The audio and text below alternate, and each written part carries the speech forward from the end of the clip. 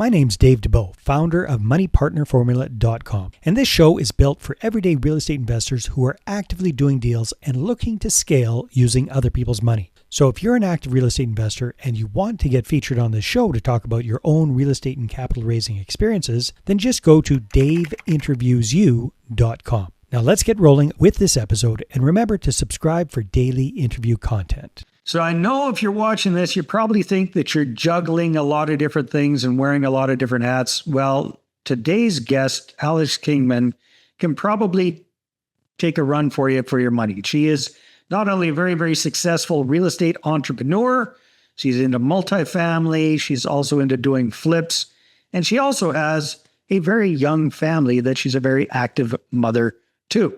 So zooming in from California, Alex, welcome to the show. Great to have you. Hi, Dave. Thank you so much for having me. I'm super excited to be here. Me too. So let's start with a little snapshot of what real estate means to Alex. What do you do? What's the portfolio look like as of October 2025? Kind of just give us a big picture overview, please. Sure. So we have, as of right now, we have a couple different areas that we focus on. We are currently looking for and doing flips in various markets. In California primarily, correct?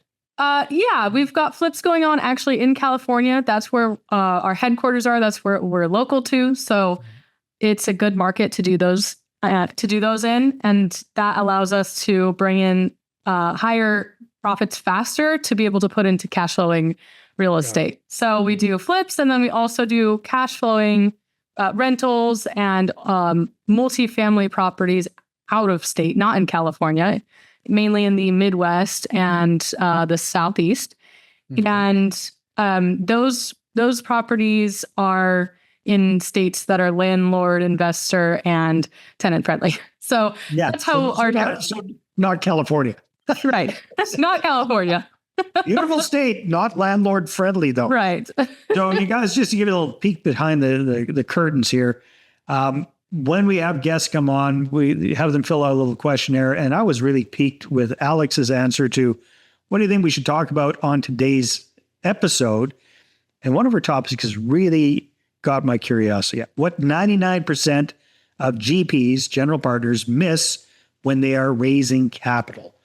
So Alex, first of all, before we jump into that, tell us a little bit about your focus on raising capital, because I know that's a big part of what you do. Yeah. So when we first got started, we didn't actually do a lot of flipping up front. Now we do both. But in the beginning, we were a lot more focused on small properties and then moved into the larger 20 to 200 unit range multifamily properties that we now look at. And that meant that we had to learn somewhat of a new skill set of raising capital, bringing... Right, because you're probably a co-GP on properties in the Midwest and out of state, that you aren't actually boots on the ground doing a ton of stuff there. So a big part of your responsibility is bringing money to the table, right?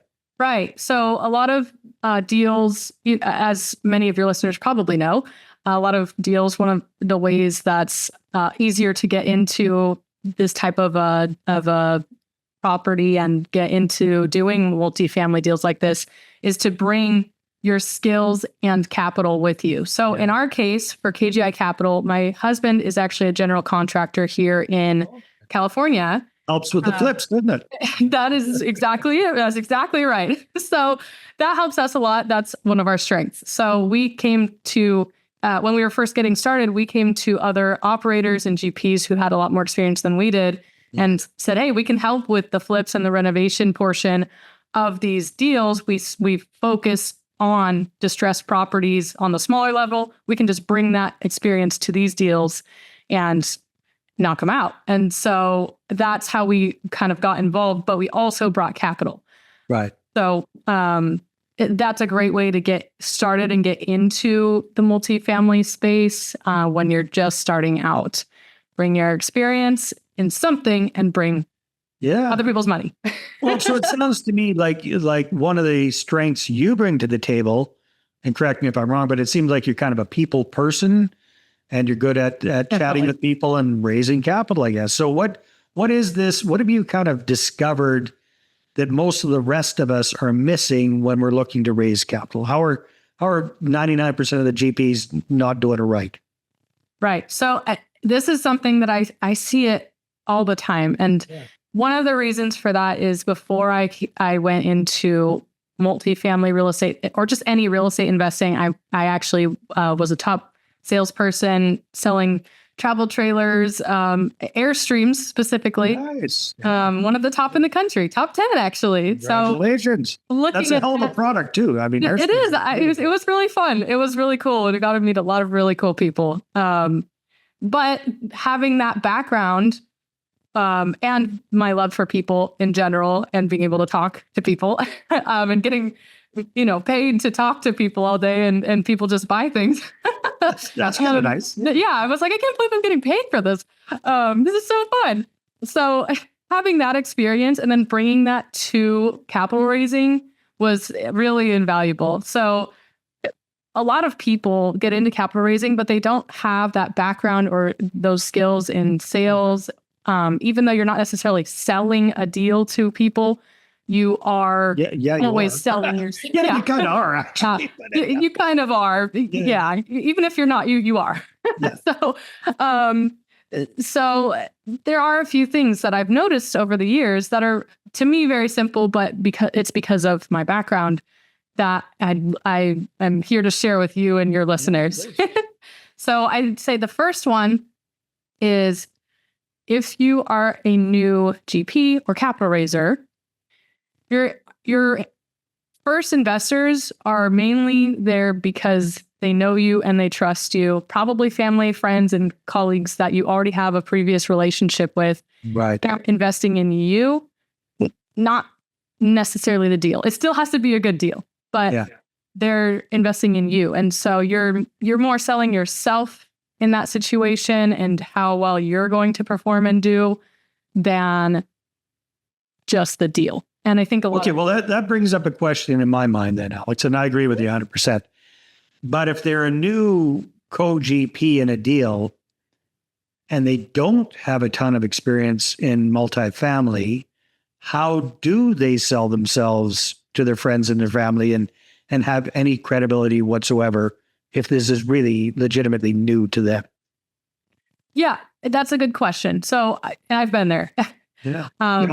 Yeah, exactly. So when you're first starting out, the people who are going to trust you with their money most likely already know you to a degree. And so you, in a way, had, if they're a family member or a friend that you've known for years, you've kind of, in a way, had almost like an interview with them for the last however many years. So a lot of it does come down to your character. So hopefully you're a good person when you get into this, because that'll help you a lot. But a lot of it comes down to, one, being able to be very transparent when you are sharing the deal, doing what you say you're going to do. I see that one messed up far more than it should be. For example, give me an example that pops into your mind. Yeah, it could be something, I mean, on any level. If you tell them that you're going to call them tomorrow at 4, you call them tomorrow at 4. You don't call them tomorrow at 5. You don't call them the next day after that. You call them at 4. It's just basic honesty and trust. If you can't even call them at 4, how are you going to manage their $50,000 to $100,000 in a deal? Right. So, yeah, that's so true, right? And I'm with you. I don't understand how people screw that up. Yeah. There was a guy years ago named T. Harv Eker, very woo-woo guy. And he said, how you do anything is how you do everything. And that's what people are going to remember. Little things like that, just their spidey senses start going, ooh, yes, I agree 100% there. So well said. Anything else that you keep noticing coming up over and over, Alex? Yes. I actually am part of a group where there are some newer investors in there. It's a coaching group. Yeah. And there's different ranges of experience in the group. And so some of the newer investors, I try to help them and give them some advice. And one thing I see a lot is they mess up the follow-ups with these potential passive investors. Novice capital raisers tend to assume that if a passive investor does not respond back to them, that they're not interested, which is really not true. Most people, if they have 50 to 100,000 to 200,000, if they have money to invest, they're probably busy. Most of those people, if they're looking to invest passively, probably are working full time or have a business. They're just busy, and this is just something else that is not their full time whatever. So a lot of times they just assume incorrectly that these people aren't interested and don't follow up, and they count out people who are actually really good potential investors. Hey there, if you're a capital raiser, a syndicator, or a fund manager, and you're looking for a steady flow of incoming accredited investor leads, then go ahead, grab a free copy of my new book, How to Get 20 Accredited Investor Meetings Every Month Without Cold Calling, Networking, or Chasing People. You can get that at 20accreditedinvestorsbook.com. Again, that's the number 20accreditedinvestorsbook.com. I think sometimes people probably also worry about bugging the other person by following up too much. So sounds like you're probably good at that. The rest of us suck at follow up, myself included. I'm terrible at it. I'm getting better, but I still suck at it. So what are some tips that you have for being good at follow up? Yeah, that's actually something I was just going there. So you know exactly where I was going with that. A lot of people are nervous about following up because they worry they're going to bug the person, that they're going to be annoying. They don't want to hurt the relationship, especially when it's your friends, family, coworkers, that kind of thing, bosses. Yeah. So I get it. I totally get it. When I first started out raising capital for my deals, I reached out to literally everybody I had ever known in my entire life that I could find, and just told them what I was doing and asked them if they're interested. That was the first part. And then came the follow-up. Every couple days, I would reach back out and just say hi, or just be like, hey, did you see my last email? Or did you, did you see what I sent you? So in the beginning, when you don't necessarily have a deal, but you're just kind of building those relationships, a lot of it's not necessarily about, you're not selling them anything at that point. You're just talking to them about potential opportunities in the future, if they'd even be interested in something like that. Hey, let's have a conversation. You don't stop following up, whatever it is. you can say, hey, I saw that you had, I saw that you did this thing over the weekend. I saw it on Facebook. You see them, super fun. what they're up to on Facebook or Instagram. Right. Or and then, hey, by the way, did you want to chat about this, or is it something you're not interested in? Really, you're just trying to get an answer either way in the beginning of yes or no. Yes, let's talk. No, okay, no worries. Which is a good point, right? Because so many people are petrified of getting the no, but that's just as good as the yes, in my opinion. The one that sucks is maybe, and getting strung along, and people just being overly polite because they don't want to hurt your feelings. And so let me ask you this, Alex, because you got experience with this. When you were first doing this, how many, because here's what I think people are worried about. They're worried about offending people, turning people off, and having people just rip them a new one and tell them to go jump in a lake, and I never want to see you again. How often did that actually happen to you? You know what? In the beginning, I didn't have anybody do that. Nobody ripped me a new one. Nobody was mean.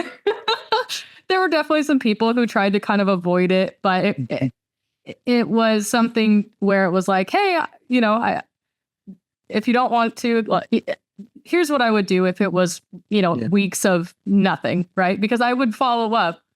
If they didn't answer, I assumed they were still interested until they gave me a no. I love that. I get to know. Yeah.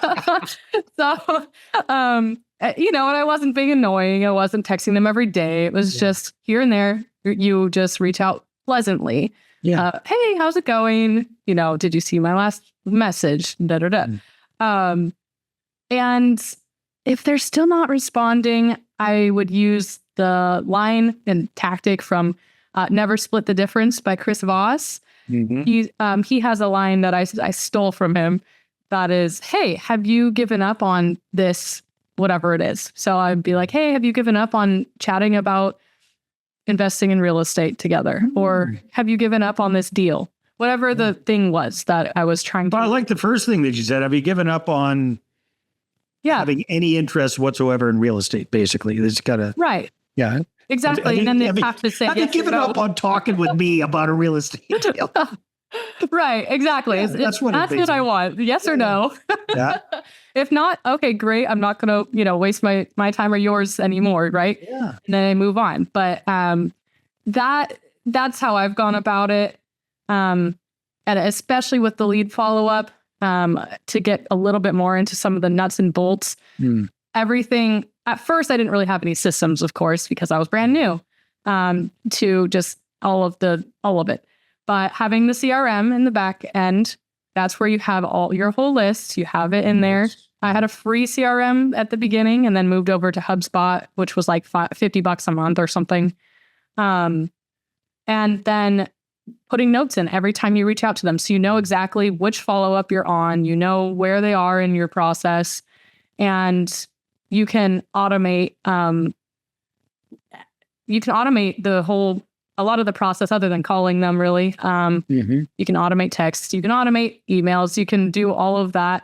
And you can automate follow-up reminders if you aren't reminders to you to follow up. Yeah, it's just like, hey, you need to follow up with these people today or whatever it is. Yeah. So those things helped me a lot just to keep on track, because to give you guys an idea, you and the listeners an idea, I reached out to probably about 400 people for our first, before our first deal. But when we decided to go this route, I reached out to probably about 400 people. And of those people, I think we had 9 investors that went into cut a check. Yeah. So, those are the conversion rates that you're probably looking at, or better or worse, depending on your particular situation. But it takes a lot of follow-up. Some of those people, it just takes time to warm them up to the idea. Some of them don't know what it is, or they understand it kind of, and they just need nurturing. So a lot of it is your role is to help them learn about it. If it's something that meets their goals, your role is just to find out what their goals are and see if what you have can help them get there. And then if so, you share the deal that you get when it comes in, and you continue to follow up. And a lot of those people do end up investing with you. And so, because I bet you those 9 have turned into 29, 49, 59 over time. Yes. Right? Yes, it's the hardest in the beginning to get started. That's the biggest barrier to entry in this space. And when it comes to raising. Absolutely. Well, Alex, this has been fantastic. Thanks for sharing your insights and your tips. That's wonderful. I'm sure that there's going to be some folks here really keen to connect with you and find out more. What should they do? Where should they go? Well, I would say the best place to find me and reach out to our company is our website. So that's www.investwithkgi.com. And we have a couple things there for passive investors and also active investors. We have a weekly newsletter that it's called the Passive Investor Weekly. To be completely transparent, it's been a little more like bi-monthly recently. Got a couple of little kids now. But it's really good information. It's we do economic updates. We do education on kind of how I was just talking about. You're nurturing those people who want to learn about this. And so we do a lot of that. If you're new to active investing, it's a great way to also learn about it and get your foot in the door.